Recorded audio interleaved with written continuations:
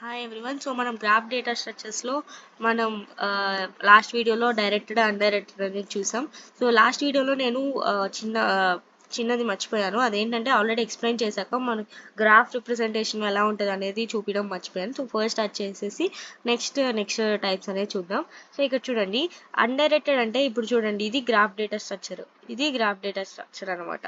So ఇక్కడ చూడండి ABCDE అని ఉన్నాయి. సో ఇక్కడ ఏంటి, మనం ఏ నుంచి ఇక్కడ అన్డైరెక్టెడ్, సో డైరెక్షన్ ఏం లేదు కాబట్టి అన్డైరెక్టెడ్ అనమాట. ఇది ఏ నుంచి సి కైనా వెళ్ళొచ్చు, ఏ నుంచి సి కైనా వెళ్ళొచ్చు, సి నుంచి ఏ కైనా వెళ్ళొచ్చు, అలాగే సి నుంచి ఈ కైనా వెళ్ళొచ్చు, ఈ నుంచి సి అయినా వెళ్ళొచ్చు, అలా ఎక్కడి నుంచైనా ఎటైనా వెళ్ళొచ్చు. కానీ ఇక్కడ చూడండి, సో ఇక్కడ చూస్తే రైట్ దానిలో ఏ నుంచి మనం డీకి వెళ్ళగలం, ఎందుకంటే డైరెక్షన్ ఉంది కాబట్టి. బి నుంచి ఏకి వెళ్ళగలం కానీ ఏ నుంచి బికి వెళ్ళలేం. చూసారా, ఏ నుంచి బికి వెళ్ళలేరు. సో ఇది అన్డైరెక్టెడ్కి డైరెక్టెడ్కి ఉన్న డిఫరెన్స్ అనమాట.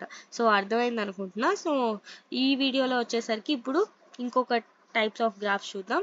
అదేంటంటే weighted graph, unweighted graph. So ఈ పేరు చూడగానే మనకి ఏమనిపిస్తుంది, వెయిటెడ్ అంటే కొంచెం వెయిటేజ్ ఏదో ఉంటే అది వెయిటెడ్ గ్రాఫ్ అని, అన్వెయిటెడ్ అంటే ఏంటంటే ఏ వెయిట్ లేకుండా, వెయిట్స్ ఏమీ లేకుండా ఉంటే ఆ గ్రాఫ్ని అన్వెయిటెడ్ గ్రాఫ్ అంటారు అని అర్థమవుతుంది పేరుతో.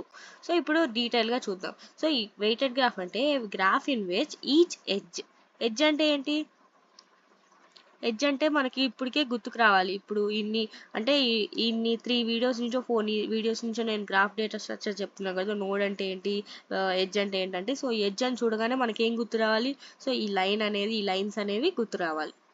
So a graph in which each edge is assigned with some weight or cost or value.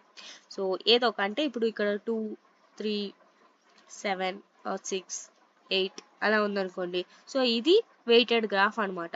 So ప్రతి ఎడ్జ్కి ఏదో ఒక వెయిట్ కానీ, కాస్ట్ కానీ, వాల్యూ కానీ ఏదన్నా ఉంటే దాన్ని వెయిటెడ్ గ్రాఫ్ అంటారనమాట. సో ఫర్ ఎగ్జాంపుల్ చూసుకుంటే ఇట్లా చూడండి, XYZA అనేది ఉంది. సో మనం ఇవన్నీ సిటీస్ అనమాట. ఒక సిటీ నుంచి ఇంకో సిటీకి వెళ్దాం అనుకున్నాం. సో ఎక్స్ నుంచి వైకి వెళ్ళాలంటే 100 కిలోమీటర్స్ ఉందంట. అదే ఎక్స్ నుంచి జెడ్కి వెళ్తే 500 కిలోమీటర్స్ ఉంది. జెడ్ నుంచి ఏ అంటే 700 కిలోమీటర్స్, ఏ నుంచి వైకి అయితే 300 కిలోమీటర్స్. సో ఇదంతా డిస్టెన్స్ అనమాట.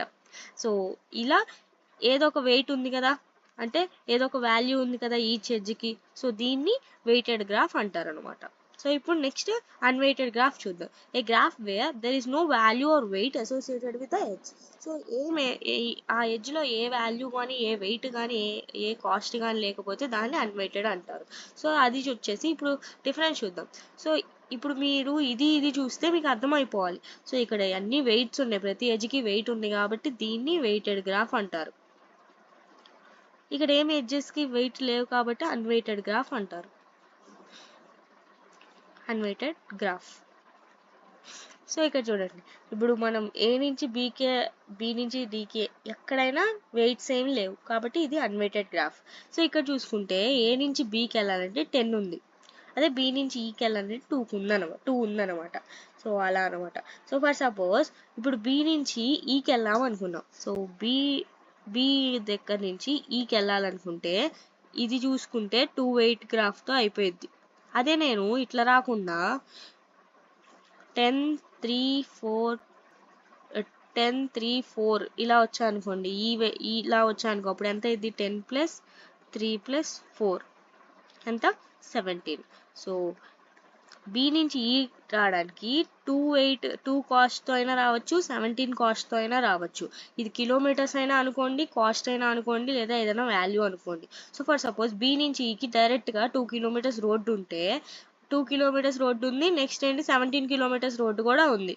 సో ఎలా వచ్చినా ఈకి అయితే చేరుకుంటాం మనం. సో మనం ఎలా చేరుకుంటాం అనేది మన ఇష్టం మీద డిపెండ్ అయి ఉంటుంది.